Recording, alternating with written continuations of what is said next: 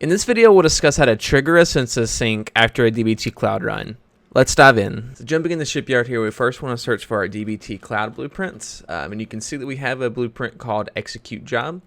So I'm going to click that. That's going to pop up a vessel in our fleet builder here for you. And it's also going to pop up the ability for you to click our DBT Cloud authorization guide.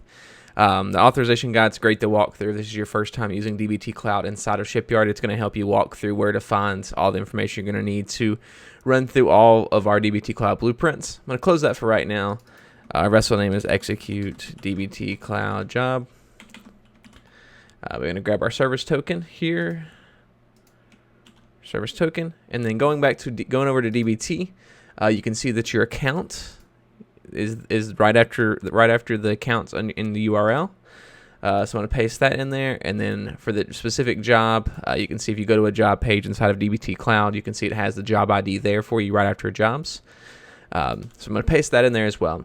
So that's all we need for our Execute DBT Cloud Job blueprint for our vessel to run there. So now we can go over to the next DBT Cloud blueprint that we're going to need to use, which is check run status. So we need check run status. So the first vessel, this Execute DBT Cloud Job, is going to start the run. And then the second vessel is going to check to see when it's finished. So this is going to be check run status here. And again, we're going to need our service token from DBT Cloud. And again, that same account ID that we had from before.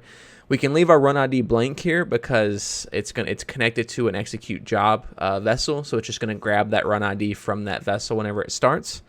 The only thing we need to change here is our guardrails. We're going to up this to 24 retries. Not have any time between retries as well. And I'll explain why I did that whenever we start running it here in just a moment. But there's different guardrails you want to play with this check run status as you build it out in your specific use case. So we can connect those together. And now our last vessel, we need to make our census vessel here. So after our DBT Cloud job is completed, we want to go ahead and trigger our census sync.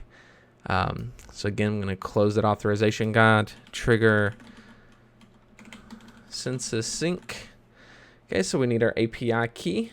So paste that in there. And then our sync ID, you grab it from census the same way it's in the URL. It's this right after syncs. You can paste that in there as well. There's our sync ID. And then I can connect those together. So now looking at our full fleet here, so our first vessel is going to execute the DBT Cloud job. If it's successful in executing, it's going to check the run status. And so whenever that run is complete and successful, it's then going to trigger the census sync. If there's any error throughout the fleet, it's not going to continue to the next step.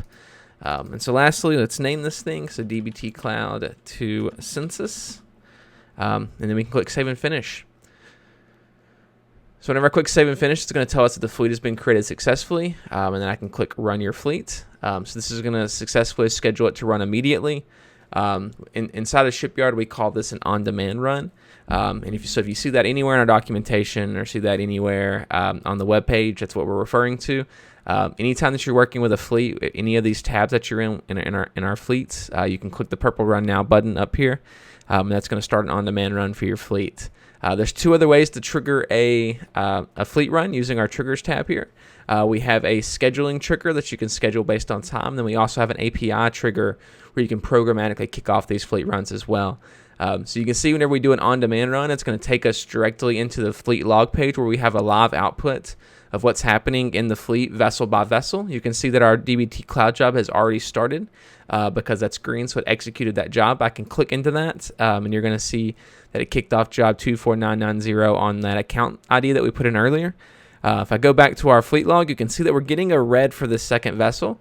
Generally, that's not a great sign, but whenever you're using any of the check whatever status inside of Shipyard, getting a failure on your vessel run is not a bad thing. All that means is that it went to DBT and it checked to see, hey, are you finished yet? DBT sent back, no, not yet. And so now it's going to retry again, which is why I set that thing to have multiple retries so it can continue trying to see when it finished. If the run is failed, it'll come back and say that it failed.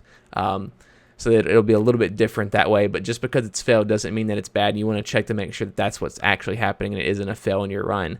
So you can see that run is now completed. So it kicked off our census sync. If I click into that, you'll see that it says that it successfully triggered that census sync. So in this video, we discussed how to run a DBT Cloud job and then trigger a census sync. If you have any questions about this solution or how you can use Shipyard in your organization, use the link in the description to set up a time to chat with our team of data experts. If you want to see more tutorials like this one, check out these related videos.